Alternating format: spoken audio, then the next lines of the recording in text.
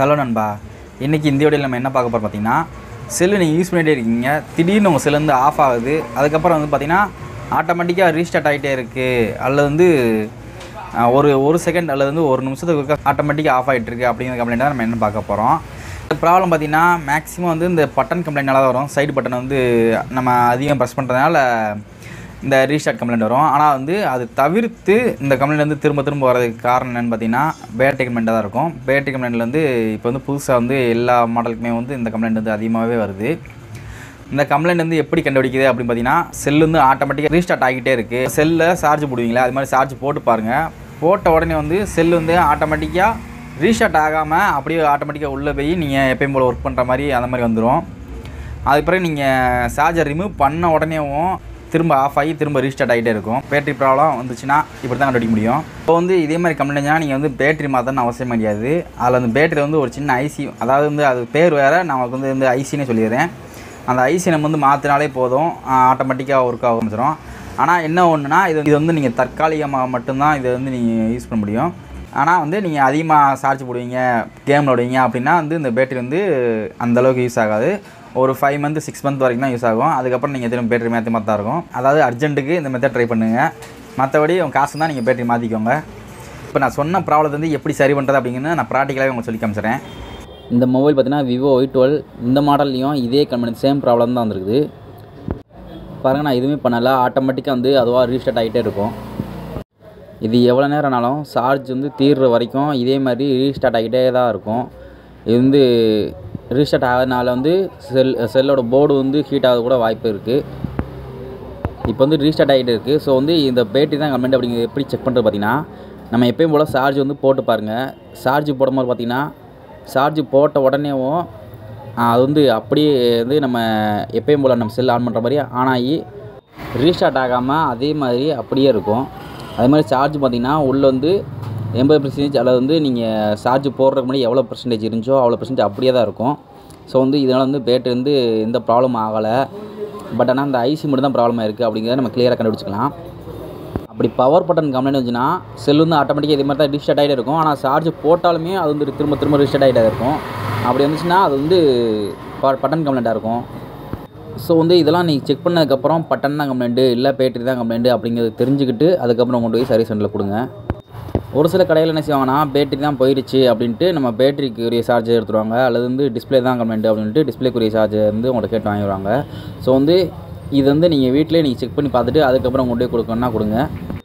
So நண்பா, இப்போ வந்து இந்த கம்ப்ளைண்ட் வந்து எப்படி சரி பண்ணலாம் அப்படிங்கிறது வந்து நான் உங்களுக்கு கிளியராக காமிக்கேன். வீடியோ வந்து ஸ்கிப் பண்ணாமல் பாருங்கள். அதே மாதிரி இந்த வீடியோ கடைசி வரைக்கும் பாருங்கள். உங்களுக்கு பிடிச்சிருந்தா நம்ம சேனலை லைக் பண்ணி ஷேர் பண்ணி சப்ஸ்கிரைப் பண்ணிடுங்க. அப்படியே உங்கள் ஃப்ரெண்ட்ஸுக்கு இதே மாதிரி கம்ப்ளைண்ட் இருந்துச்சுன்னா மறக்காமல் அந்த வீடியோ ஷேர் பண்ணி விட்டுருங்க. அப்போ தான் நம்ம அடுத்த ஒரு வீடியோ போகிறதுக்கு ஒரு மோட்டிவேஷனாக இருக்கும். ஸோ வாய்ஸ் வளவலன்னு பேசாமல் நான் வீடியோக்குள்ளே போயிடுறேன். வாங்க வீடியோக்குள்ளே போகலாம். மொபைல் டோரு அப்புறம் உள்ளே இருக்க பார்ட்ஸ் வந்து நம்ம பிரிக்கிறதுக்கு வந்து கொஞ்சம் நேரம் ஆகுங்க. அதாவது வீடியோ வந்து ரொம்ப நேரத்தை போகும். ஸோ வந்து அதனால் வந்து கொஞ்சம் ஃபாஸ்ட்டாகவே விட்டுறேன். இப்போ பார்த்திங்கன்னா மொபைலை பிரித்து நம்ம பேட்டரியே பார்த்தாச்சு. இப்போ வந்து பேட்டரி கனெக்டரை ஃபஸ்ட்டு ரிமூவ் பண்ணிவிட்டு பேட்டரிலாம் நமக்கு வந்து இந்த கம்ப்ளைண்ட் இருக்குது. ஸோ வந்து அதனால் பேட்டரி மட்டும் தனியாக எடுத்துக்கிடுவோம். பேட்டரி வந்து பார்த்திங்கன்னா குட் கண்டிஷனில் இருக்குது. ஏன்னா பார்த்திங்கன்னா சுத்தமாக கொஞ்சம் கூட ஊதலை, எதுவுமே இதாகலை, நல்லா குட் கண்டிஷனில் இருக்குது. ஸோ வந்து இப்போ வந்து அந்த மேலே இருக்க அந்த இந்த சின்ன ஸ்டிக்கர் மாதிரி பார்த்திங்கன்னா அந்த ஸ்டிக்கர் முதல்ல ரிமூவ் பண்ணிடுவோம். ஏன்னா அங்கே தான் அந்த ஐசி இருக்கும்.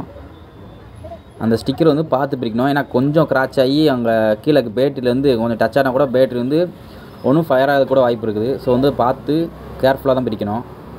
அந்த டேப்பை பிரித்ததுக்கப்புறம் உள்ளே ஒரு சின்ன போர்டு கொடுத்துருப்பாங்க. அந்த போர்டுக்கும் அந்த பேட்டரிக்கும் கனெக்ஷன் இருக்கும். அதுக்கு பக்கத்தில் பார்த்திங்கன்னா ஒரு சின்னதாக ஒரு கருப்பு கலரில் இருக்கும், அதுதான் அந்த ஐசி. அதை வந்து அதை தான் நம்ம ரிமூவ் பண்ணணும். அதை ரிமூவ் பண்ணுறதுக்கு ஃபஸ்ட்டு வந்து நம்மகிட்ட சால்ட்ரின் வேணும். சால்ட்ரின் தான் நம்ம வந்து ரிமூவ் பண்ணுறதுக்கு ஈஸியாக இருக்கும். இதையுமே நம்ம வந்து ஈஸியாக நம்ம வந்து ரிமூவ் பண்ணிட முடியாது. ஏன்னா கொஞ்சம் டச் ஆகி அந்த கனெக்டர்லேயோ அல்லது வந்து சைடில் எங்கேயாவது பட்டால் கூட அதுக்கும் ஃபயர் ஆகிறதுக்கு ரொம்பவே வாய்ப்புகள் அதிகமாகவே இருக்குது. ஸோ வந்து நம்ம பார்த்து ரொம்ப கேர்ஃபுல்லாக தான் பிரிக்கணும். அந்த சால்ட்ரின்லேருந்து டச் ஆனால் அந்த சால்ட்ரின்லேருந்து ஒரு லிங்க் கூட டச் ஆனால் கூட அதுக்கும் ஃபயர் ஆகும். ஸோ வந்து பார்த்து எவ்வளோ கேர்ஃபுல்லாக பிரிக்கணுமோ அவ்வளோ கேர்ஃபுல்லாக பிரித்தா தான் அதை எடுக்க முடியும். அதை இப்போ வந்து ரிமூவ் பண்ணியாச்சு. அதுக்கப்புறம் பார்த்திங்கன்னா அந்த இடத்துல ஒரு சின்ன கனெக்ஷன் தேவை. கனெக்ஷன் இல்லாமல் அந்த பேட்டரி வந்து ஒர்க்கே ஆகாது. ஸோ வந்து அதுக்காண்டி நம்ம வந்து சின்ன ஒரு ஜம்பர் அடிச்சுக்கிடுவோம். அதுக்கப்புறம் அந்த ஜம்பர் வந்து எதுலேயும் வேறு எதுலையும் டச் ஆகக்கூடாது. அப்படிங்கிறனால அது வந்து எந்த அளவுக்கு இருக்கோ அது வரைக்கும் விட்டுட்டு மற்றதை கட் பண்ணி எடுத்துடணும்.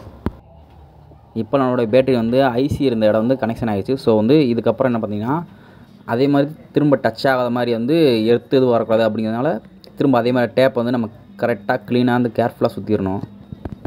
அதாவது அந்த பேட்டரி வந்து அந்த ரிமூவ் பண்ணுறதுக்கு முன்னாடி எப்படி கண்டிஷனில் இருந்துச்சோ அதே மெத்தடில் அதே மாதிரி அப்படியே பேக்கிங் பண்ணிடணும். ஒரு சேஃப்டிக்கு வேண்டி அந்த பேட்டரி மேலே சுற்றி வந்து செலஃபன் டேப் போட்டாலும் உங்களுக்கு நல்லது தான். அதாவது எத்து வந்து மேக்ஸிமம் பாஸ் ஆகாமல் இருக்கிறதுக்கு நம்ம செலஃபன் டேப் போட்டது ரொம்ப சேஃப்டியாக இருக்கும்.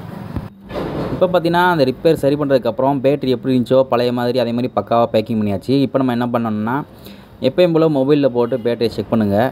போட்டு நம்ம ஆன் பண்ணிங்கன்னா அதுவாக ஆன் ஆகுது, நம்ம தான் ஆன் பண்ண வேண்டியிருக்கு எப்பயும் போல். அந்த கம்ப்ளைண்ட்டுக்கு முன்னாடி நம்ம எப்படி யூஸ் பண்ணிப்போமோ அதே மாதிரி செல்லை வந்து நம்மளாக தான் ஆன் பண்ணணும். ஆன் பண்ணதுக்கப்புறம் ஆட்டோமேட்டிக்காக இந்த ப்ராப்ளம் வந்து சரியாயிடும்.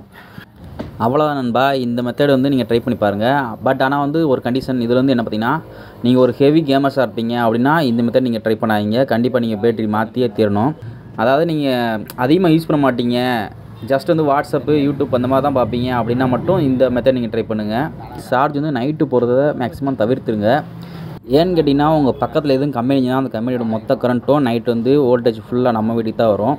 ஸோ உங்களோட மொபைல் பேட்டரி வந்து சீக்கிரமாக வந்து டேமேஜ் ஆகிறதுக்கு வாய்ப்புகள் அதிகமாகவே இருக்குது. எப்படின்னு கேட்டிங்கன்னா எவ்வளோ சீக்கிரம் சார்ஜ் சீக்கிரமாக ஏறிச்சோ அவ்வளோ சீக்கிரமாக சார்ஜ் சீக்கிரமாகவே இறங்கிடும். இந்த கம்ப்ளைண்ட்டு வரதுக்கு வாய்ப்பு நிறையாவே இருக்குது.